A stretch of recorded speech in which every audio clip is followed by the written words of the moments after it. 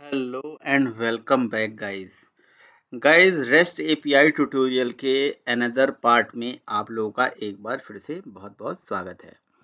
देखिए, last session में हम लोगों ने अ, इतने सारे सेशंस मतलब पढ़ लिए थे लगभग, जिसमें हमने आपको ऑटो वायरिंग का और स्टैटिक वेरिएबल का यूज़ ऑटो वायरिंग में क्या होता है ये सब बताया था। और साथ ही साथ में मैंने आपको थोड़ा लाइफ साइकिल समझाने की कोशिश करी थी, बट लाइफ साइकिल मैंने अभी बताया नहीं है। तो देखिए, लाइफ साइकिल वाला जो कंसेप्ट है उस कंसेप्ट को थोड़ा-सा मैं यहाँ पे अभी रोकता हूँ, इसे पोस्टपोन करता हूँ और मैं आज आपको एक बहुत ही इंटरेस्टिंग चीज़ बताने वाला हूँ, राइट? तो मतलब मैं ये सोच रहा हूँ कि अब थोड़ा इंतज़ार की घड़ी खत्म करी जाए और आपको एक रेस्ट एपीआई प्रॉपर तरीके से किसी चीज़ के लिए बना के दिखाई जाए। तो इसके लिए मैंने रेस्ट एपीआई 2 नाम का एक प्रोजेक्ट बना लिया। उसी प्रोजेक्ट को कॉपी किया और दोबारा पेस्ट कर दिया, राइट? और इस प्रोजेक्ट में मैं अभी क्या करने वाला हूँ, रेस्ट एपीआई 2 वाला जो प्रोजेक्ट है, यहाँ पे यहाँ पे मैं क्या करने वाला हूँ, यहाँ पे जितनी भी चीज़ें हैं, ये सबको मैं यहाँ से डिलीट कर देता हूँ, राइट? जो भी चीज़ें हमारी बनी हुई थी पहले से, यहाँ पे मैं इसको कर देता हूँ डिलीट। तो मैंने वही प्रोजेक्ट को कॉपी पेस्ट इसलिए कर लिया क्योंकि मुझे बाकी सारी कॉन्फ़िगरेशन सेम रखनी थी, राइट? उसमें सब तरह की डिपेंडेंसी ऑलरेडी हमारे पास था। तो इसीलिए एक बेसिक एप्लीकेशन के लिए जो भी हमें डिपेंडेंसी चाहिए था, जैसे मैं आपको दिखा देता हूँ। अच्छा, मैंने अभी जेडीबीसी टेम्पलेट ले रखा है यहाँ पे, ओके। तो मैं स्प्रिंग बूट जेडीबीसी नहीं यूज़ करके यहाँ पे थोड़ा-सा मैं आपको जेपीए ही डायरेक्टली बताता हूँ और आगे किसी वीडियो में आपको जेडीबीसी बताऊँगा, राइट? तो एक तो मैंने ले लिया जेपीए की डिपेंडेंसी, दूसरा स्टार्टर वेब हो गया, टॉमकैट है एंड डेवटूल है और हमारे पास और क्या है, लोमबॉक है या नहीं? लोमबॉक भी है, माईएसक्यूएल भी डेटाबेस है। तो इस तरह से ये सारी डिपेंडेंसीज़ हमारे लिए सफिशिएंट हैं। इसको सेव कर देते हैं, बस दैट्स इट। यही सेम चीज़ है हमारे पास। ये सारा चीज़ आप भी रखिएगा। अभी इसमें कुछ एरर आ रहा था भाई, एक बार थोड़ा एरर देख लेते हैं। एरर को हमें फिक्स करके चलना है। एरर में स्टार्टर जेपीए यहाँ पे समस्या है। लेट मी कंट्रोल स्पेस और यहाँ पे स्टार्टर जेपीए लिखते हैं। डेटा जेपीए होता है, नॉट ओनली जेपीए, राइट? और यहाँ से इसको हटा देते हैं, ठीक है, और सेव कर देते हैं। तो इस तरह से देखिए फाइनली हमारी ये सारी डिपेंडेंसी यहाँ पे आ गई है और इसको सेव कर देते हैं। ओके, परफेक्ट है। अब अगला काम क्या करेंगे, देखिए अगला काम हमारा ये होगा कि हम यहाँ पे एक एपीआई डेवलपमेंट करना आपको बताने जा रहे हैं। वो एपीआई किस चीज़ के लिए है? वो एपीआई है, लेट्स से यहाँ पे एम्प्लॉय क्लास बनी हुई है, इसको भी डिलीट कर देते हैं। तो मैं फिलहाल यहाँ पे क्या करूँगा, ये रेस्ट एपीआई में जाके यहाँ से ये सारी चीज़ों को हटा देता हूँ। कई सारा कोड यहाँ पे लिखा हुआ था पहले से, ये सब हटा देता हूँ, ठीक है? और ये जैसे था वैसे ही रहने देता हूँ, राइट? ठीक है? तो मेरे पास रिक्वेस्ट आ रहा था कि सर आप इस पर्टिकुलर कोड का एक गिटहब पे लिंक शेयर करिएगा, तो मैं वो भी करूँगा, ठीक है ना? तो फिलहाल मैं यहाँ से अभी क्या करने जा रहा हूँ, एक प्रोजेक्ट यहाँ पे बिल्कुल अपने पुराने अप्रोच के हिसाब से पढ़ाऊँगा मैं, जैसे मैं पढ़ाता था, जैसे मैंने ऊप्स भी पढ़ाया आप लोगों को। तो उसमें मैंने आप लोगों को कुछ ऐसे रिक्वायरमेंट लेके बताया, जैसे मान लीजिए कि मुझे कुछ इन्फॉर्मेशन शो करनी है, लाइक स्टूडेंट की, ट्रेनी की, मोबाइल की, बुक की, कुछ भी ऐसे रिक्वायरमेंट ले लीजिए। लेट्स से मुझे हमारे इस क्लास में, ऑनलाइन क्लास में पढ़ने वाले जितने भी ऑनलाइन ट्रेनी हैं, तो ऑनलाइन ट्रेनी की जो डिटेल है वो मुझे मेंटेन करनी है कि भाई मेरे पास ऑनलाइन कितने ट्रेनी हैं जो ट्रेनिंग ले रहे हैं। तो उनके लिए मैंने एक मॉड्यूल बना दिया, राइट? और उनके लिए एक मतलब हमने अपना फीचर, ये this is my feature, right? और इस फीचर के लिए मैं क्या करने वाला हूँ, पूरा आपको डेटाबेस कनेक्टिविटी वगैरह सब समझाने वाला हूँ। तो यहाँ पे मैंने ट्रेनी कंट्रोलर ले लिया, राइट? ट्रेनी, सॉरी यार, TRAIN ट्रेनी, राइट? तो मैंने ट्रेनी का ये कंट्रोलर ले लिया, ठीक है? मैं सारा चीज़ इसी के अंदर अपना बना लूँगा। ट्रेनी का कंट्रोलर हो गया। फिर मैं यहाँ पे ट्रेनी के लिए एक जावा ट्रेनी और only trainee, let me take the Java trainee, right? Because आप लोग जावा ट्रेनिंग कर रहे हो, तो जावा ट्रेनी की जो डिटेल है मुझे रखनी है, जावा ट्रेनी, ओके। तो जावा ट्रेनी कंट्रोलर, जावा ट्रेनी कंट्रोलर यहाँ पे हो गया, और यहाँ से ये ई थोड़ा सा एक ज़्यादा हो गया, और यहाँ से मैं इसको रिफैक्टर कर देता हूँ, रीनेम कर देता हूँ, राइट। तो ये मेरा रेस्ट कंट्रोलर हो गया, मेन कंट्रोलर क्लास हो गई। अब अगली जो चीज़ हम यहाँ पे बनाने वाले हैं क्लास, उसका नाम होगा जावा ट्रेनी व्हाट, सर्विस। तो सर्विस क्लास ले लेते हैं, ठीक है, सर्विस क्लास ले लेते हैं। और उसके बाद यहाँ पे फिर से मैं एक क्लास बना लेता हूँ Java trainee service IMPL, right, service IMPL, right. तो सर्विस इम्प्लीमेंटेशन हो गया। और उसके बाद मैं जावा ट्रेनी की और क्या बना लेता हूँ, सर्विस जावा ट्रेनी रेपो, राइट, जावा ट्रेनी रिपोजिटरी, ठीक है ना। एक्चुअली रिपोजिटरी तो बेसिकली इंटरफेस होता है, तो मैं इसको इंटरफेस ले लेता हूँ, ठीक। तो कंट्रोलर हो गया, रिपोजिटरी इंटरफेस हो गया, और क्या रह गया भाई, और मेन जो जावा ट्रेनी का एक हम एंटिटी बनाएंगे वो भी तो रहेगा। तो जावा ट्रेनी एंटिटी, देखिए एक्चुअली क्या है ना, एंटिटी को आपको कभी भी अपने कंट्रोलर में एक्सपोज नहीं करना चाहिए, तो इसीलिए मैं एक अलग से क्लास बना लेता हूँ DTO क्लास, राइट, वो जरूरी है भाई। तो जावा ट्रेनी DTO। अब DTO का जो यूज है वो मैं आपको यहाँ बताऊंगा कि कैसे इसका यूज करा जाता है। तो मैंने जावा ट्रेनिंग मॉड्यूल के लिए, अच्छा एक चीज़ मैं आपको दिखाना चाह रहा हूँ, मैंने डेटाबेस की जो क्रेडेंशियल है वो पहले से ले रखी है, YML में मेरा सेट है यहाँ पे देखिए, ठीक है। और यहाँ से ये API की हटा देता हूँ, इसकी ज़रूरत नहीं है, और मेरा यूज़र नेम पासवर्ड सेट है, ठीक है। ये मेरा जो डेटाबेस है, मैं चाहो तो डेटाबेस एक क्रिएट कर लेता हूँ, क्रिएट डेटाबेस, और डेटाबेस का नाम जावा ट्रेनिंग, राइट। तो जावा ट्रेनी नाम का हमने एक डेटाबेस यहाँ पे क्रिएट कर लिया।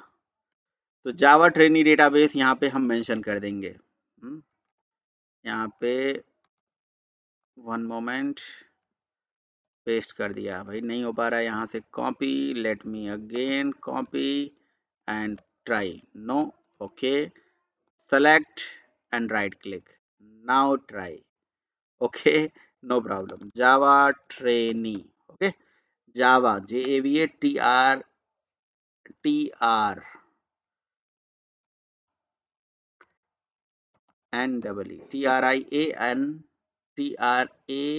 TRAIN, ठीक है। स्पेलिंग थोड़ा सा ध्यान से देखना होता है, अदरवाइज इसी की वजह से मैं ज़्यादा परेशान हो जाऊंगा। TRANEE ही है ना, NEE है, NEE है, ओके, अदरवाइज वो डेटाबेस कनेक्शन सर्विस नहीं होगा, फिर मैं बार बार परेशान रहूंगा। तो मुझे जावा ट्रेनिंग में क्या करना है, पर्पज़ क्या है, तो मैं ट्रेनिंग का क्या क्या डिटेल यूज़र से लूँगा। तो जावा ट्रेनिंग जब आएगा तो मैं क्या क्या ऑपरेशन करने वाला हूँ, तो वो सारा कंट्रोलर में मैं यहाँ डिसाइड करके आपको बता देता हूँ। पहले मैं क्या करूँगा, पब्लिक रिटर्न टाइप स्ट्रिंग, और मेथड का नाम रख देता हूँ ऐड ट्रेनी, सेव ट्रेनी, जो भी, रजिस्टर्ड जावा ट्रेनी, नाम कुछ भी रखिए, किसी भी जावा ट्रेनिंग को रजिस्टर कराना है हमें, है ना, okay. This is one and point, and what is the another. तो रजिस्टर एक तो हो गया, एक रजिस्ट्रेशन करने के लिए एक मेथड मैंने बना दिया। अगर मुझे दूसरा add all, register all Java training, register all Java training के लिए ऑल रजिस्ट्रेशन का एक मेथड बना दिया, राइट। और फिर मैं अपडेट भी करूंगा, तो मैं एक अपडेट जावा ट्रेनिंग का मेथड बना लेता हूं। फिर मैं डिलीट करूंगा, तो मुझे पूरा कर्ड ऑपरेशन आपको यहाँ पे बताने वाला हूँ। डिलीट जावा ट्रेनिंग बता देता हूँ, राइट। तो और उसके बाद अगर मुझे किसी ट्रेनिंग की डिटेल फेच करनी है, फाइंड करनी है, तो फाइंड कर देता हूँ, find find Java training. And अगर मुझे किसी ट्रेनिंग की डिटेल एक साथ फाइंड करनी है, तो फाइंड ऑल जावा ट्रेनिंग, ये सब मैं बना देता हूँ। तो फाइंड ऑल हो गया, फाइंड हो गया, डिलीट हो गया, अपडेट हो गया, रजिस्टर हो गया, रजिस्टर ऑल हो गया, राइट। तो इस तरह से सारे मेथड के साथ आप रिटर्न स्टेटमेंट लगा दीजिए, है ना, मेथड के साथ रिटर्न स्टेटमेंट जरूरी है। तो यहाँ से मैं फटाफट रिटर्न स्टेटमेंट ऐड कर देता हूँ भाई। सारे मेथड के साथ मैंने यहाँ पे रिटर्न स्टेटमेंट लगा दिया। ओके, अब अपने मेथड के ऊपर सबसे टॉप पेज को बना देता हूँ रेस्ट कंट्रोलर। क्या बना दूंगा भाई? Rest controller. क्यों? क्योंकि रेस्ट एपीआई बना रहा हूँ ना, ठीक है। तो मेरे एक स्टूडेंट है जो ये कह रहा है कि सर ये रेस्ट एपीआई आप बना रहे हो, जैसे हम स्प्रिंग एमवीसी भी बनाते हैं, तो भैया स्प्रिंग एमवीसी और रेस्ट एपीआई में क्या अंतर होता है जो हम एप्लीकेशन बना रहे थे? तो जो उसमें एमवीसी एप्लीकेशन, ये भी एक एमवीसी ही एप्लीकेशन टाइप की होती है, यहाँ पे भी सर्वर की जरूरत होती है, लेकिन एक्चुअली यहाँ पे क्या होता है ना कि हम व्यू नहीं बनाते हैं, व्यू हमारा किसी तीसरे टेक्नोलॉजी बनाया जाता है, हम सीधे बिजनेस लॉजिक पे ध्यान रखते हैं, राइट। कहीं ना कहीं ये भी वेब एप्लीकेशन होती है, इसमें भी सर्वर होता है, इसमें भी रिक्वेस्ट होती है, इसमें भी रिस्पॉन्स होता है, यहाँ पे भी सेशन होता है, वो सारी चीजें होती हैं। रिक्वेस्ट सबसे पहले यहाँ पे भी डिस्पैचर सर्वर पे जाती है, वैसे ही सेम प्रोसेस हो रहा होता है। बट जो एमवीसी हम बनाते हैं उसमें हम एक व्यू बना लेते हैं, लाइक सर्वलेट में, लाइक थेमलिफ में, लाइक जेएसपी में, फिर एक मॉडल भी क्रिएट कर लेते हैं, है ना, और वहाँ पे डेटा होल्ड करके रखते हैं, और वो पूरा हम सब कुछ उसके लिए करता धरता हो जाते हैं। लेकिन एक स्टैंडर्ड जब एप्लीकेशन बनती है ना भाई, तो उसमें जो है व्यू वगैरह बनाने का काम हमारा नहीं, तो हम सिर्फ प्योर बिजनेस लॉजिक लिखते हैं, और उसी के लॉजिक हम रेस्ट कंट्रोलर बना रहे हैं, राइट। रेस्ट कंट्रोलर लिखने से आपका रिस्पॉन्स बॉडी और रिस्पॉन्स बॉडी और कंट्रोलर ऑलरेडी है, तो मुझे किसी मेथड में बताने की जरूरत नहीं है कि भाई तुम्हें यही रिस्पॉन्स रिटर्न करना है, राइट। तो रिस्पॉन्स बॉडी सबके साथ ऑलरेडी लगा हुआ है, और यहाँ पे @request मैपिंग लगाऊंगा, ताकि मैं यहाँ पे बता पाऊँ वैल्यू के अंदर कि भाई ये मेरे एक एपीआई है जो कि जिसका वर्जन 1 है, और ये किस लिए है भाई? ये मेरे जावा ट्रेनी के लिए एपीआई बनाई जा रही है, राइट। और ये जो है इनके साथ हमें मैपिंग भी लगाना होगा, तो मैं इस पर्टिकुलर मेथड के लिए यहाँ पे गेट है, पोस्ट है, अगर सेव करूंगा तो पोस्ट मैपिंग लगा दूंगा। तो यहाँ पे मैंने यहाँ पे पोस्ट मैपिंग लगा दिया, और पोस्ट मैपिंग में बता दिया कि भैया यहाँ पे यूजर की डिटेल है, मतलब ट्रेनिंग की जो डिटेल है वो क्या होने जा रही है? रजिस्टर होने जा रही है, ठीक है। तो और यहाँ पे क्या होगी भाई? रजिस्टर ऑल डिटेल होगी, एक साथ बहुत सारे डिटेल आएगा, तो रजिस्टर ऑल इसके मेथड का यूआरएल बना लेता हूँ। और यहाँ पे तो एक्चुअली @पोस्ट मैपिंग अपडेट होगी ना, तो पुट मैपिंग कर लेते हैं, @पुट मैपिंग लगा देते हैं, जो कि अपडेट के लिए होती है। और यहाँ पे स्लैश करके अपडेट, यहाँ पे स्लैश करके हम अपडेट लिख देते हैं, ठीक है। तो यहाँ पे 1 मोमेंट, अपडेट अपडेट ही लिख देते हैं, अपडेट ट्रेनी लिख देते हैं, ठीक है। तो यहाँ से अपडेट लिख देते हैं, ठीक है, अपडेट ट्रेनी नहीं, अपडेट ही काफ़ी है। ओके, फिर उसके बाद यहाँ पे हम डिलीट मैपिंग लगा देंगे, डिलीट मैपिंग लगा के यहाँ पे डिलीट मैपिंग लगा देंगे, और वैल्यू के अंदर यहाँ पे वैल्यू में स्लैश करके डिलीट लिख देते हैं, ठीक है। तो ये हो गया हमारा डिलीट, ठीक है। तो ये हमारा डिलीट की कहानी हो गई, डिलीट मैपिंग हो गई, अपडेट मैपिंग हो गई। अब अगर मुझे क्या करना है, मान लीजिए कि यहाँ पे फाइंड करना है, तो ये गेट मैपिंग हो जाएगा, जिसमें हम यूजर की डिटेल को फाइंड करना चाहते हैं, राइट।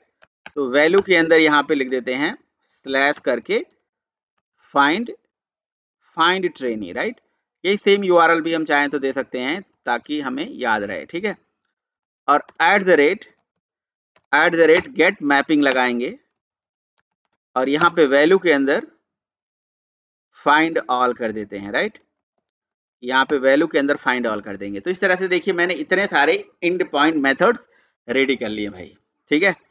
अब इन मेथड के अंदर हमें बिजनेस लॉजिक लिखना है भाई। कैसे करेंगे? सबसे पहले इनके पास रिक्वेस्ट आएगी, राइट। इनके पास रिक्वेस्ट मान लीजिए आ गई, तो रिक्वेस्ट से जो डेटा होगा उसको कहाँ रखेंगे? एक किसी बीच में क्लास के अंदर रखना चाहिए। तो मैं देखता हूँ कि भाई लोग क्या करते हैं, सीधे ये जो एंटिटी है, एंटिटी को यहीं पे लगा देते हैं। मैं नहीं रिकमेंड करूंगा, उसी के जगह पे मैंने यहाँ डीटीओ बनाया है, और डीटीओ एंटिटी मेरा एकदम सेम ही होगा, राइट। तो इसीलिए मैं एंटिटी में पहले जाता हूँ, और यहाँ पे कोई क्लास को एंटिटी क्लास तब मानी जाती है जब उसके ऊपर @एंटिटी एनोटेशन लगा हो, राइट। तो ये मेरी एंटिटी क्लास बन जाती है, एंटिटी बीन बन जाती है। और डेटा लगा के इसके अंदर जो क्या रख दूंगा भाई, ये हमारा डेटा हो गया, है ना। अच्छा, कोई भी ट्रेनी है तो ट्रेनी की क्या क्या डिटेल हो सकती है? अब एक जैसे कोई ट्रेनी पढ़ने आता है, तो उसकी क्या क्या डिटेल हो सकती है? तो भाई उसका नेम हो सकता है, उसका ईमेल हो सकता है, उसका मोबाइल हो सकता है ना, मोबाइल हो सकता है। तो इस तरह से ये 3 ही डिटेल रहने देता हूँ मैं। वैसे बहुत सारे डिटेल हो सकता है ना, कोर्स हो सकता है, फीस हो सकता है, राइट। तो मैं एक प्राइवेट डबल के अंदर हम फीस भी ले सकते हैं, राइट, इस तरह से करके। तो नेम हो गया, ईमेल हो गया, मोबाइल हो गया, फीस हो गया, ये हमारी ट्रेनिंग की डिटेल हो गई, 4 डिटेल हो गई, ठीक है। और मैंने डेटा लगा ही दिया है। @ऑल आर्गुमेंट कंसिडर लगा देता हूँ, @नो आर्गुमेंट कंसिडर लगा देता हूँ, ताकि यहाँ पे सारे अलग अलग तरह के कंसिडर यहाँ पे आ जाएं। आ गया भाई। अब इसके बाद क्या करना है, देखिए यहाँ पे इस सारी चीजों को करने के बाद अब अगला जो काम ये करना है हमें कि यहाँ पे एक प्राइमरी की जरूर लेना होता है। तो मैंने एक प्राइवेट स्ट्रिंग क्या TID करके एक वेरिएबल बना लेता हूँ, या ओनली ID करके वेरिएबल बना लेता हूँ। तो ज़्यादातर मैं देखता हूँ कि लोग यहाँ पे इंटीजर ले लेते हैं, और इंटीजर लेने के बाद इस प्राइमरी की को यहाँ पे @ID से लगाते हैं। क्यों भाई? ID का मतलब आप उस की को ID लगाइए, ID उस पर्टिकुलर की को लगाइए जिस की को प्राइमरी की बनाना चाहते हो आप, ठीक है ना। चलिए, मैं ID को प्राइमरी की बनाना चाहता हूँ, इसलिए मैंने बना दिया, ठीक है भाई। और अगर आपको कोई कॉलम वॉलम का नाम चेंज करना है तो यहाँ पे @कॉलम करके यूज कर सकते हो, बट मुझे चेंज नहीं करना है। हाँ, टेबल का नाम चेंज करना है। अगर टेबल का नाम चेंज करना है तो आप यहाँ पे टेबल लगा के टेबल का नाम चेंज कर दो, या एंटिटी में ही ऐसे नाम दे दीजिए, तो वो भी हो जाएगा। लेकिन थोड़ा कोड की रीडेबिलिटी के लिए मैं @टेबल यहाँ पे यूज कर लेता हूँ, और अपने टेबल का जो नाम है वो देता हूँ। मान लीजिए मैंने दे दिया यहाँ पे टेबल का नाम श्रेणी करके दे दिया, तो थोड़ा सिंपल हो गया नाम, है ना। बाकी आप कॉलम लेने के बाद आप इसकी प्राइमरी की कैसे बनाओगे, तो यहाँ पे जनरेटेड वैल्यू करके होता है, राइट, जनरेटेड वैल्यू। तो ये जनरेटेड वैल्यू क्या करता है, हमारी प्राइमरी की को ऑटोमेटिकली जनरेट कर देता है मेमोरी में, राइट। लेकिन उसके लिए हम उसका स्ट्रेटजी बताएंगे। तो स्ट्रेटजी में देखिए यहाँ पे देखिए अलग अलग तरह की स्ट्रेटजी होती है, जैसे ऑटो होता है, आइडेंटिटी होता है, सीक्वेंस होता है, टेबल होता है, UUID होती है। तो मैं UUID सजेस्ट करूंगा आपको, ठीक है। UUID लीजिए। तो UUID के केस में यहाँ स्ट्रिंग ले लीजिए आप, राइट। तो UUID जो होती है एक यूनिवर्सल आईडी होती है, वो मेमोरी के अंदर ऐसे जनरेट होके आएगी। अभी आप देखोगे कैसे दिखेगा, वो थोड़ा अलग दिखेगा, राइट। यहाँ पे जो कुछ भी चीजें आपने यहाँ पे एंटिटी के अंदर लिया हुआ है, right, same as it is यही सेम चीज आपको कहाँ बनाना है, यही सेम चीज आपको बना देना है अपने DTO के अंदर, राइट। तो DTO और एंटिटी लगभग सेम रहती है, बस उसमें ये ID वाईडी नहीं रहेगी, है ना, ठीक है। ID नहीं रहेगी, ये डेटाबेस की प्रॉपर्टी नहीं रहेगी, ये ID वाईडी नहीं रहेगी, राइट। ये सारा फील्ड रहेगा, ठीक है। ID को एक्सपोज भी नहीं करते हैं हम। और यहाँ पे जो हमने एंटिटी के ऊपर @नो आर्गुमेंट, ऑल आर्गुमेंट, ये सब लगाया है, ठीक है, ये सारा चीज लगा लीजिए, कोई दिक्कत नहीं है, सारे एनोटेशन लगा लीजिए। तो डेटा ट्रांसफर ऑब्जेक्ट है, राइट, ठीक है। चलिए कंट्रोल से फ्लो कर देते हैं, तो नेसेसरी पैकेज जो है हट जाएगा, ठीक है। इस तरह से देखिए हमारा DTO हो गया। अब जब यूजर से डेटा आएगा ना, तो उसमें इसी DTO में संभाल के रखना है। तो मैं उसको कहाँ पे करूँ भाई, उसको करने के लिए मैं अपने कंट्रोलर के अंदर जाता हूँ, और यहाँ पे सीधे लिखता हूँ अपने DTO क्लास का नाम। नहीं, पहले लिखूंगा मैं @request body। @request body क्या है कि रिक्वेस्ट के साथ बॉडी के फॉर्म में पूरा डेटा हमारा लेके आएगा। तो रिक्वेस्ट बॉडी के साथ मैंने यहाँ पे लगा दिया जावा, यहाँ पे लिख दिया जावा ट्रेनिंग DTO, और DTO ऐसे करके लिख दिया। तो मेरे क्लास का ऑब्जेक्ट बन गया, ठीक है। तो जो भी यूजर से डेटा आएगा इसी ऑब्जेक्ट में स्टोर हो जाएगा। अब इस डेटा को तो सेव भी तो करना है, तो सेव करने के लिए कहाँ पे ले जाएंगे, तो सेव करने के लिए कहाँ ले जाएंगे, ये भी तो क्वेश्चन आ गया। तो देखिए सेव करने के लिए हमारे पास ये देखिए हमारे पास ये इम्प्लीमेंटेशन है, राइट, सर्विस लेयर है। तो सर्विस लेयर में एक्चुअली सर्विस लेयर भी इंटरफेस होता है ना, तो यहाँ पे हमें इंटरफेस बना लेना चाहिए, ठीक है। और वो इंटरफेस की इम्प्लीमेंटेशन यहाँ पे है ही, है ना। और यहाँ पे ये जो हमारा रेपोजिटरी लेयर है, ये भी एक इंटरफेस है, ठीक है। तो इसका काम क्या होता है, रेपोजिटरी क्यों हम बना रहे हैं, तो जो रेपोजिटरी लेयर होता है ये डेटाबेस से इंटरेक्ट करता है, डेटाबेस की प्रॉपर्टी रखता है। कोई भी इंटरफेस रेपोजिटरी इंटरफेस तब बनता है जब वो JPA रेपोजिटरी को इनहेरिट करे भाई, क्योंकि हम JPA का फीचर यूज कर रहे हैं, तो हम यहाँ JPA रेपोजिटरी इनहेरिट करा लेते हैं। JPA रेपोजिटरी जब हम JPA रेपोजिटरी से इनहेरिट कराते हैं ना, तो यहाँ पे हमें दो चीज़ बताना पड़ता है। ये रेपोजिटरी किस क्लास के लिए बना रहे हो, मतलब किस एंटिटी के लिए बना रहे हो, और उस एंटिटी में जो प्राइमरी की है वो क्या है। तो मेरी जो एंटिटी है उसका नाम है जावा ट्रेनिंग। तो मुझे यहाँ पे मेंशन करना पड़ेगा कि जावा ट्रेनिंग के लिए मैं ये काम कर रहा हूँ, जिसकी प्राइमरी की जो है स्ट्रिंग टाइप की है। क्योंकि मैंने UUID जो ले रखा था वो स्ट्रिंग टाइप का था, है ना। देखिए ना आप यहाँ पे आइए, ये देखिए यहाँ पे देखिए, ये आईडी किस टाइप का है, स्ट्रिंग टाइप का है कि नहीं है। तो आपको प्राइमरी की का टाइप बताना पड़ता है, ठीक। अच्छा, ऐसा क्यों करते हैं? तो भैया ऐसा करते ही हमारा जो स्प्रिंग का ऑटो कॉन्फ़िगरेशन वाला कंसेप्ट है वो मेमोरी में चलता है, और स्प्रिंग का जो इंटेलिजेंस काम करता है, और हमारी इस क्लास का जो इस इंटरफेस की इम्प्लीमेंटिंग क्लास का ऑब्जेक्ट वो खुद बना देता है। लेकिन भाई वो तब तो बनाएगा जब आप इसको ऊपर एट द रेट कंपोनेंट लगाओगे। तो एट द रेट कंपोनेंट लगाने से ही आपकी क्लास का ऑब्जेक्ट बनता है, अदरवाइज नहीं बनता है। तो स्प्रिंग क्या कहता है? स्प्रिंग कहता है कि भैया देखो, आप चूंकि ये जो क्लास है, ये चूंकि ये जो क्लास है, कंपोनेंट लगाना होगा ना, COMP, राइट। तो सॉरी, ये देखिए ये लगाना पड़ता है, लगा दिया। तो स्प्रिंग कहता है कि भाई देखो, एक्चुअली क्या है ना, कि जब आप अपनी, जैसे ये इंटरफेस है, ये रिपोजिटरी इंटरफेस है, ये क्यों बनाया गया है? ये इसलिए बनाया गया है क्योंकि ये जो जेपीए रिपोजिटरी है उसी के अंदर कुछ बने बनाए मेथड्स हैं, जो जेपीए से डेटा लेके आएंगे, ले जाएंगे। तो कहीं ना कहीं ये एक रिपोजिटरी है, राइट। तो इसको एट द रेट रिपोजिटरी नाम का एक इन्होंने एक स्पेशल एनोटेशन दिया हुआ है कि आप इस पे कंपोनेंट लगा के एट द रेट रिपोजिटरी लगाइए, है ना, रिपोजिटरी इंटरफेस लगाइए, सॉरी एनोटेशन लगाइए। तो आपने कहा कि एज ए रिपोजिटरी लगाने से क्या होता है? देखिए, एट ए रिपोजिटरी लगाने से कुछ नया नहीं होता है, ये एट द रेट कंपोनेंट को इंटरनली यूज करता ही करता है। एट द रेट रिपोजिटरी बस समझ लीजिए कि समझ लीजिए कि एट द रेट रिपोजिटरी और एट द रेट कंपोनेंट एक ही बात है। आपने कहा जब एक ही बात है तो फिर क्यों बनाया? तो बनाने का मतलब क्या था? देखिए, बनाने का मतलब था कोड की रीडेबिलिटी को बढ़ाना, एक एंड यूजर को या अपने समझने के लिए। देखिए, at the rate repository at the rate component को इंटरनली यूज करती है, बट जहां पे भी एट द रेट रिपोजिटरी लगा होगा, उससे देखने में ये लगता है कि भैया ये डेटा एक्सेस लेयर है, डेटा एक्सेस ऑब्जेक्ट है, राइट। इसका कहीं ना कहीं सीधे रिलेशन डेटाबेस से है, और डेटाबेस से डेटा ले आएगा, ले जाएगा और शेयर करेगा वगैरह वगैरह। आपने कहा ये तो इंटरफेस है, तो इंटरफेस का तो हमने कोई क्लास ही नहीं बनाया, इंप्लीमेंटिंग क्लास ही नहीं है, तो कैसे डेटा ले आएगा, ले जाएगा? तो ये सारा काम ये जेपीए रिपोजिटरी, ये सारा काम स्प्रिंग करेगा। स्प्रिंग इस इंटरफेस की इंप्लीमेंटिंग क्लास बनाएगा। आपने कहा फिर जेपीए रिपोजिटरी को इनहेरिट करने की क्या जरूरत थी? जो जेपीए रिपोजिटरी जो है ना, वो इंटरनली देखिए लिस्ट करंट रिपोजिटरी, या list page and sorting repository, या देखिए ये क्वेरी बाय एग्जांपल एग्जीक्यूटर, इन सबको इनहेरिट करता है, ठीक है।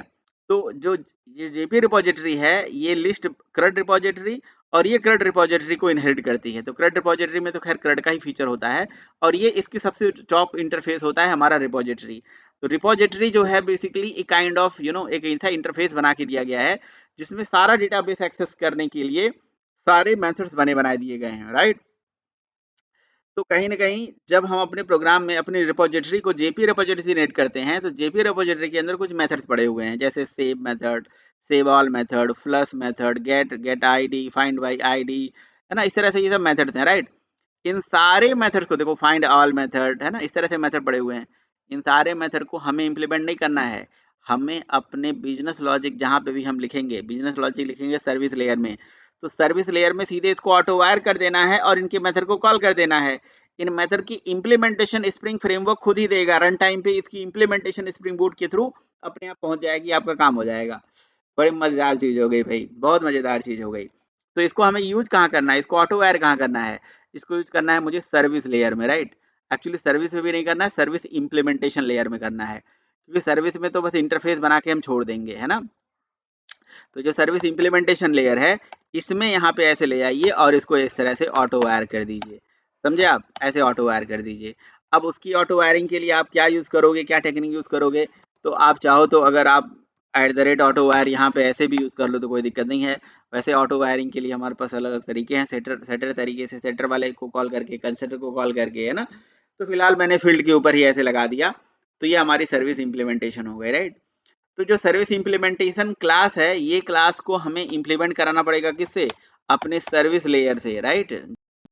है, ठीक है। जावा ट्रेनी सर्विस, जावा ट्रेनी, जावा ट्रेनी सर्विस क्या है भाई? जावा ट्रेनी सर्विस को इससे गलत हो गई, तो इसीलिए ये चीज यहाँ पे गलत आने लगा था।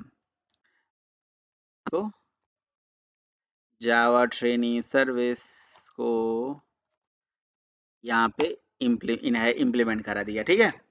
और ये जो जावा ट्रेनी सर्विस है, तो ये भी एक काइंड ऑफ कंपोनेंट है भाई, लेकिन इसको एक नॉर्मल कंपोनेंट बोल के इसको हम एट द रेट सर्विस से एनोटेट कर देते हैं, बस ये सर्विस लेयर बन जाता है। देखिए यहाँ पे कन्फ्यूजन मुझे भी बहुत होता था शुरुआत में, मैं आपको बता देता हूँ। @service SER नहीं, सर्विस तो यहाँ पे क्यों लगाओगे, इस इंटरफेस की इम्प्लीमेंटिंग क्लास के ऊपर लगा दीजिए ना। तो आप चूंकि ये इम्प्लीमेंटिंग क्लास है तो आप इसी के ऊपर @service लगा दीजिए। देखिए देखिए मैं आपको समझाता हूँ बात क्या है। बात ये है कि @service और @repository, ठीक है ना, ये दोनों ही एक तरह के कंपोनेंट हैं। ये @service और @repository ये दोनों ही एक तरह के कंपोनेंट्स हैं, राइट, दोनों ही एक तरह के कंपोनेंट हैं कंपोनेंट। बट सर्विस का मतलब क्या होता है, देखिए सर्विस एक अलग लेयर होता है, रेपोजिटरी एक अलग लेयर होता है। पहले आप ये दोनों चीजें समझिए। सर्विस लेयर का काम होता है आपका प्योर बिजनेस लॉजिक इंप्लीमेंटेशन करना, रेपोजिटरी लेयर का काम होता है करना, डेटाबेस की सारी इंफॉर्मेशन उसके पास होती है, डेटा एक्सेसिंग लेयर उसके पास होती है, राइट। तो अब अगर डेटा एक्सेसिंग लेयर आपको यूज करना है, अपने सारे बिजनेस लॉजिक को इंप्लीमेंट करना है, तो आप अपने सर्विस लेयर के अंदर इसीलिए डेटा डेटा मतलब रेपोजिटरी को यहाँ पे ऑटो वायर कर रहे हो। लेकिन चूंकि ये जो हमारी क्लास है सर्विस लेयर, ये पता कैसे चले कोड की रीडेबिलिटी को बढ़ाने के लिए, एक इंड यूजर को कैसे पता चलेगी, अगर मैं इसको भी कंपोनेंट बना दूंगा तो एक नॉर्मल कंपोनेंट और इस वाले कंपोनेंट में फर्क कहाँ रह जाएगा। तो लेयर सिस्टम मतलब लेयरिंग को कैटेगराइज करने के लिए ये लोग ऐसा बनाते हैं, बस ऐसा कुछ होता नहीं, आप इसको @कंपोनेंट भी कर दोगे तब भी चलेगा, तब भी चलेगा, सब भी काम हो जाएगा, है ना, क्योंकि @सर्विस में कंपोनेंट ऑलरेडी लगा हुआ है। बस ये बताने के लिए कि J2EE स्टैंडर्ड है, देखो ये सर्विस लेयर ओरिजिनली डेवलप फलाना डिब्बा का ऐसे करके कहानी वानी लिखा हुआ है, बस ये बता रहा है कि यहाँ पे प्योर बिजनेस सर्विस जो है आप अपना इंप्लीमेंट कर रहे हो, बस यही बात है और कुछ नहीं है और ये कंपोनेंट ही, क्योंकि जब आप @सर्विस लगाओगे तो आपकी सर्विस क्लास का जो ऑब्जेक्ट है, यानी कि इस क्लास का जो ऑब्जेक्ट है, तभी स्प्रिंग अपने आप मैनेज कर लेगा। यानी कि स्प्रिंग बूट के स्टोरियो एनोटेशन के अंदर इस तरह का समझ लो कि कुछ एक कह सकते हो उनके खुद के चोचले हैं, है ना, शुद्ध भाषा में, कि उन्होंने कह दिया कि भैया एक काम करो, आप कंपोनेंट की तरह ही दो सिनोनिम और दे देते हैं, चाहे रेपो और सर्विस। तो आप कंपोनेंट के किसी क्लास को नॉर्मल क्लास ट्रीट कराना है तो कंपोनेंट लगाओ, लेकिन जब आपको लग रहा है कि यार नहीं ये क्लास नॉर्मल क्लास नहीं है, इसमें हम प्योर बिजनेस लॉजिक लिख रहे हैं, तो उसको सर्विस एनोटेट करो, क्योंकि है वो भी कंपोनेंट, है वो भी कंपोनेंट। और कंपोनेंट और सर्विस दोनों का, या रेपोजिटरी अगर है तो उसको रेपोजिटरी से लिख दो, तो उससे क्या हो जाएगा कि वो सारी क्लासेस इंड यूजर को भी समझ में आएगा और कोड की रीडेबिलिटी भी बढ़ेगी, आपका जो लेयर सिस्टम है वो अलग अलग रहेगा, है ना, कहीं ना कहीं आपका सर्विस लेयर अलग रहेगा, रेपोजिटरी लेयर अलग रहेगा, है ना। सिमिलरली ऐसे एंटिटी भी है जो एंटिटी की प्रॉपर्टी रखता है। खैर एंटिटी स्प्रिंग बूट का नहीं है, एंटिटी जो है वो जेपी वालों का है, राइट, एंटिटी का थोड़ा अलग कहानी है, ये बात समझ में आ रही है। तो है वो कंपोनेंट। इतना करने से क्या होता है कि स्प्रिंग जो है वो खुद हमारी उस पर्टिकुलर क्लास का जो ऑब्जेक्ट है वो मेमोरी में खुद क्रिएट कर देता है, राइट। तो आपने देखा कि जी सर्विस बना दिया, ये भी बना दिया, वो बना दिया, है ना, और हमारा रेपोजिटरी भी लेयर रेडी है। एक सेकंड भाई, तो जो रेपोजिटरी लेयर हमारा रेडी है ना, उस रेपोजिटरी लेयर से अब हमें क्या करना है, डेटा सेव कराना है, क्योंकि उसके अंदर वो सारा मेथड्स पड़ा हुआ है, क्या करने के लिए, डेटा को सेव कराने के लिए, save method, save all method, है ना, फाइंड मेथड, उन सारे मेथड्स को हमें यूज करना है। ठीक, चलिए अब बात आ जाती है कि भाई हम कैसे डेटा सेव कराएं। तो सेव करने के लिए जो अपनी सर्विस मेथड है ना, इसको मेन बनाइए, पहले पहले इसको अंदर सारे मेथड्स, अपने बिजनेस मेथड सोच लीजिए कि आपको क्या क्या रखना है, ठीक है ना। तो इसके अंदर जैसे मान लीजिए पब्लिक रिटर्न टाइप स्ट्रिंग, और मेथड का नाम रख देते हैं ऐड या रजिस्टर ट्रेनी, राइट, जो भी हम मेथड रजिस्टर ट्रेनी ये करके मैंने मेथड बना दिया, और इसके अंदर जो वेरिएबल डिक्लेयर कर लिया वो किस टाइप का डिक्लेयर कर लिया, इसके अंदर हमने वेरिएबल डिक्लेयर कर लिया लेट से जावा ट्रेनी डीटीओ टाइप का, तो मैं डीटीओ टाइप का वेरिएबल यहाँ पे डिक्लेयर कर लिया। तो रजिस्टर करने के लिए रजिस्टर ट्रेनी का ऐसे डीटीओ डिक्लेयर कर लिया। ऐसे अगर मुझे कुछ और कराना है तो किसी और टाइप का वेरिएबल, ऐसे अलग अलग तरह के हम वेरिएबल्स, जैसे मान लीजिए मुझे रजिस्टर ऑल करना है तो रजिस्टर ऑल ट्रेनी कराएंगे। तो जाहिर सी बात है यहाँ पे मुझे क्या करना पड़ेगा, list list of Java trainee आएंगे, तो लिस्ट ऑफ जावा ट्रेनी के जो डीटीओ ऑब्जेक्ट्स हैं वो यहाँ पे स्टोर कराए जाएंगे, ठीक है ना, यहाँ पे इस तरह से ऐसे, ठीक, ऐसे, और यहाँ पे मैंने ले लिया लिस्ट ऑफ ट्रेनिंग, ठीक, लिस्ट, ओके। और मुझे क्या करना है बताओ, तो एक हो गया रजिस्टर, एक हो गया रजिस्टर ऑल, तो रजिस्टर ऑल ट्रेनिंग। और अगर मुझे फाइंड कराना है तो मैं उसके लिए भी ऐसे मेथड बना के चल देता हूँ, क्या, find find find all training. Find all training क्या करेगा, हमें लिस्ट ऑफ ट्रेनिंग रिटर्न करके देगा। तो मैं यहाँ से ये हटा के ये लिस्ट ऑफ ट्रेनिंग यहाँ पे लग देता हूँ, और ये ऑल ट्रेनिंग जो होगा वो हमारा रिटर्न होगा, लिस्ट ऑफ ट्रेनिंग दे देगा। और अगर मुझे फाइंड करना है फाइंड बाई आईडी, तो फाइंड बाई और यहाँ पे लिख देते हैं आईडी ट्रेनिंग, है ना, फाइंड बाई आईडी ट्रेनिंग, इस तरह से मेथड बना दिया। तो फाइंड बाई आईडी के केस में एक ट्रेनिंग आ रहा है ना, एक आईडी के बेसिस पे, तो यहाँ पे ये रिटर्न करा दिया, ठीक है ना। अभी हमें क्या करना है, फाइंड करके अपडेट करना है। फाइंड बाई आईडी के केस में यहाँ पे आईडी पास होगा ना भाई, तो ये चीज़ यहाँ पे बहुत इंपॉर्टेंट चीज़ है। तो यहाँ पे आप स्ट्रिंग आईडी करके दे दीजिए, तभी तो वो आईडी करके फेच करेगा। तो अगर मान लीजिए कि आपको अपडेट करना है, update training, right, update training, तो अपडेट ट्रेनिंग का मेथड बना दीजिए। लेकिन उस केस में आपको अपडेट किस बेसिस पे कराओगे, तो आपको यहाँ पे दो पैरामीटर लेना पड़ेगा, पहला तो ये, और दूसरा स्ट्रिंग आईडी, किस आईडी को आप अपडेट कर रहे हो, राइट।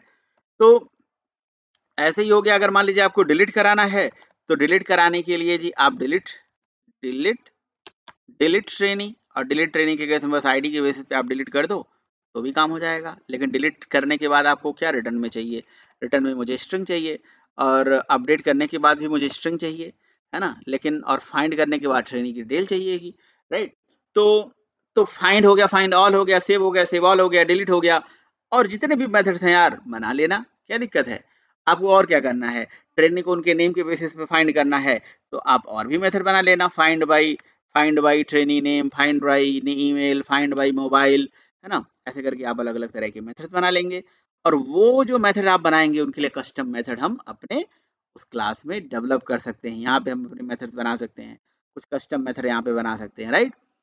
तो अगर आपको इन सारी चीज़ों का ना और एक्सप्लेनेशन चाहिएगा तो मुझे बताइएगा, मैं आपको और एक्सप्लेनेशन दूंगा। तो मुझे ऐसा लग रहा है कि ये सारा चीज़ हो गया।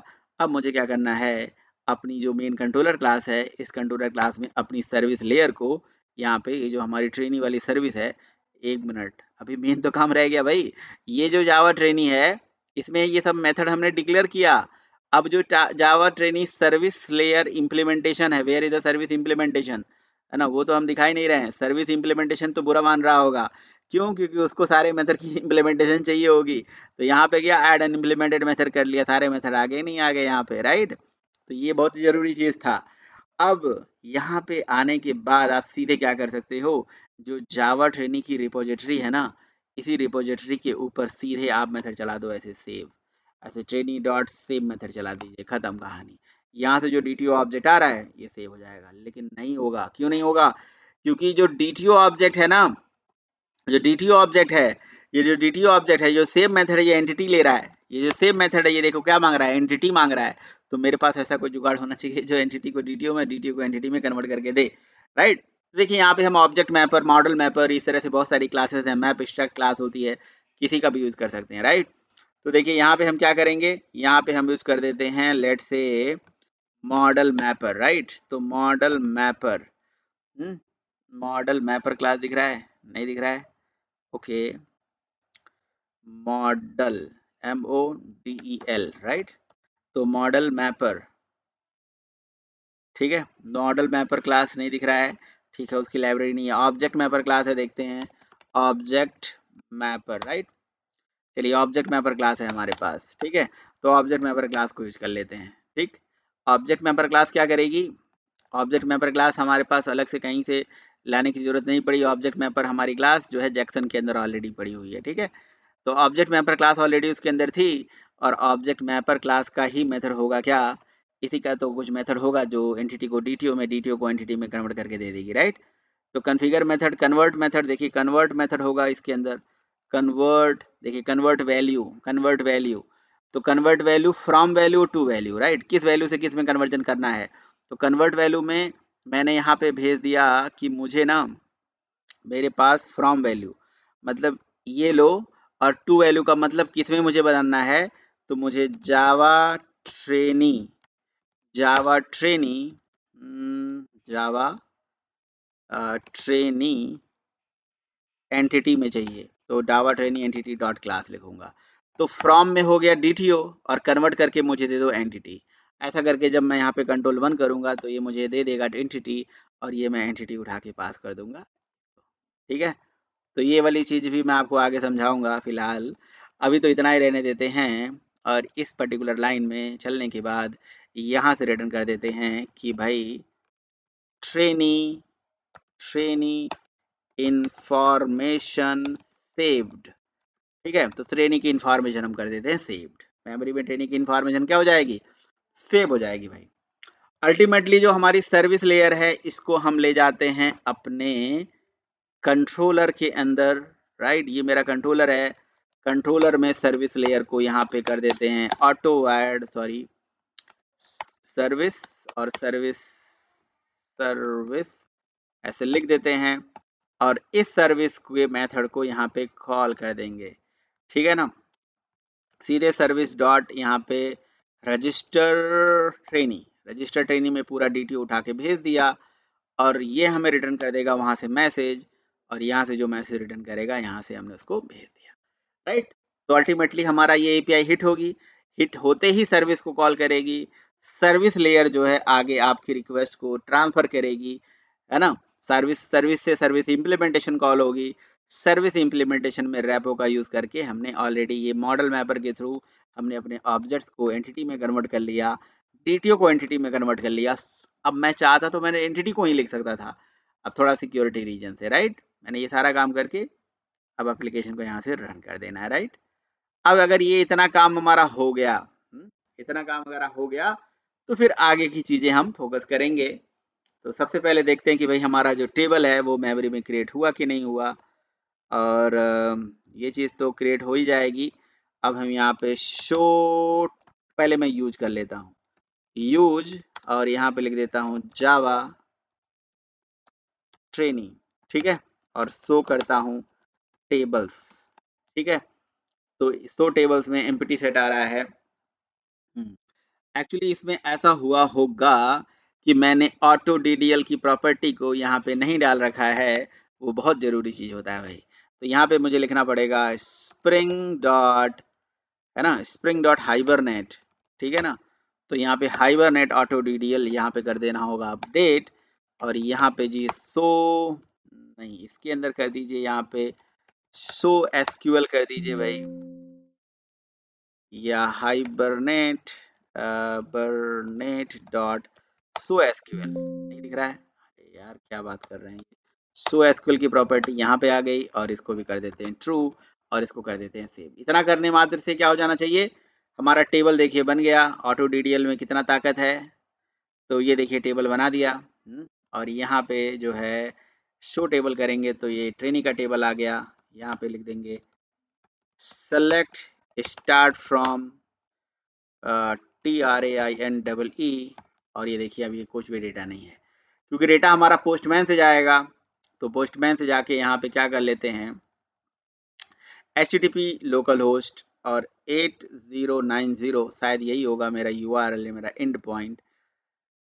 ये चीज़ मुझे देखना पड़ेगा कि मैंने 9000 दे रखा है अपना पोर्ट नंबर, राइट। तो मुझे लिखना पड़ेगा 9000, और 9000 के अंदर API/v1/ क्या दे रखा है मैंने यहाँ पे डेटा, वो मुझे देखना पड़ेगा। यहाँ पे मैंने दे रखा है रजिस्टर ट्रेनी, जावा ट्रेनी, तो मुझे लिखना पड़ेगा जावा ट्रेनी और स्लैश, यहाँ पे एंड पॉइंट URL है मेरा रजिस्टर, तो मुझे रजिस्टर लिखना पड़ेगा। और रजिस्टर में ये मेथड का टाइप होगा पोस्ट, और यहाँ बॉडी में कुछ डेटा जाएगा भाई। कौन कौन सा डेटा जाएगा, करली ब्रैकेट के साथ कौन कौन सा डेटा जाएगा, पहला जाएगा नेम, दूसरा जाएगा भैया ईमेल, और तीसरा डेटा होगा क्या, नेम ईमेल, तीसरा डेटा क्या है, मोबाइल है क्या, मोबाइल, और चौथा डेटा क्या था, फीस था, फीस, राइट। तो ये अगर आपको ना याद आए तो अपने एंटिटी या अपने डीटीओ में चले जाइए, और यहाँ से ये डेटा देख सकते हो कि नेम है, ईमेल है, मोबाइल है और फीस है, राइट। तो यहाँ पोस्टमैन में जाके मोबाइल, और यहाँ पे फीस लिख दीजिए, राइट, EES, क्या लिखा है मैंने, ये चीज़ इंपॉर्टेंट है, FESS लिख दिया मैंने, ओके कोई बात नहीं। पोस्टमैन भाई, पोस्टमैन, तो पोस्टमैन FESS, राइट। अब नेम में दे दिया मैंने राम, यहाँ पे कॉमा लगा दिया और ईमेल दे दिया हमने ram@gmail.com और मोबाइल नंबर दे दिया कुछ भी और फीस दे दिया मैंने 2 रुपए। Okay okay okay put balance. Okay, तो ये हमारा डेटा बन गया और डेटा को हम कर देते हैं सेंड और इस तरह से हमें मैसेज आना चाहिए कि भाई 400 500 एरर आ गया। ओके, एरर क्या आ गया भाई? एरर क्यों आ गया? इंटरनल एरर आ गया यहाँ पे। तो हम अपने कंट्रोलर में जाते हैं, चेक करते हैं भैया क्या है। Jakarta servlet exception, null pointer exception, Java trainee service. Okay, service is null, तो सर्विस की वैल्यू कहीं ना कहीं नल आ रही है। अब मैं एक काम करता हूँ, सर्विस जो है ना, सर्विस लेयर पे एक्चुअली इंटरफेस के ऊपर मुझे लगाना चाहिए था, मैंने यहाँ पे लगा दिया था राइट। यहाँ से मैं इसको हटाता हूँ तो इम्प्लीमेंटिंग क्लास वो रन टाइम पे खुद ही खोज ले, कंट्रोल शिफ्ट ओ कर देता हूँ और मैं सर्विस इंटरफेस के ऊपर @ सर्विस लगा देता हूँ। Okay, instead of that implementing class, right. And then let's try again and send the data, and data again has not stored into the database। क्या हो गया भाई? सर्विस इज नल, सर्विस की वैल्यू बार बार नल आ रही है, यानी कि हमारा जो ट्रेनी सर्विस राइट, ये है ट्रेनी सर्विस और ये मेरा है ट्रेनी का कंट्रोलर। तो ट्रेनी का कंट्रोलर है, कंट्रोलर में क्या है भाई? कंट्रोलर के अंदर क्या है? कंट्रोलर के अंदर हमारा, सॉरी यार मैंने ऑटो वायर किया ही नहीं है भाई, ऑटो वायर बुरा मान जा रहा है, ऑटो वायर कर दिया। मुझे लगा कि भाई ठीक है इस तरह से नहीं चलेगा तो इसकी वैल्यू नल आ रही थी है ना, क्योंकि ऑटो वायरिंग नहीं करा था हमने। Okay, no issue and let's try. Okay, तो ये जो मैंने किया था वो सही किया था, तो मुझे लगा कि मैं जो है इंटरफेस के ऊपर लगा दूं। एक्चुअली यहाँ से ये चीज़ को हटाना चाहिए था हमें और इम्प्लीमेंटिंग क्लास पे ही लगा देनी चाहिए थी और यहाँ पे @ सर्विस लगा दिया। ठीक है, अभी परफेक्ट है। तो एक्चुअली चल नहीं रहा था तो मुझे लगा कि क्या पता इंटरफेस के ऊपर ही लगाना होता हो, है ना। ठीक है, फिलहाल मैंने यहाँ पे रजिस्टर कर दिया। देखिए ट्रेनिंग की जो इन्फॉर्मेशन है वो सेव हो गई और डेटाबेस में देखते हैं तो डेटा यहाँ पे सेव हो गया। देखिए ये है UUID, इस तरह की UUID आती है मेमोरी में राइट। तो फीस हो गई, मोबाइल नंबर हो गया और उसका नाम हो गया विद ID हो गया राइट। बाकी की भी डिटेल मैं सेव कराता हूँ, बाकी की डिटेल पे भी काम करता हूँ, लेकिन हम नेक्स्ट वीडियो में मिलते हैं भाई। ठीक है, thank you so much guys.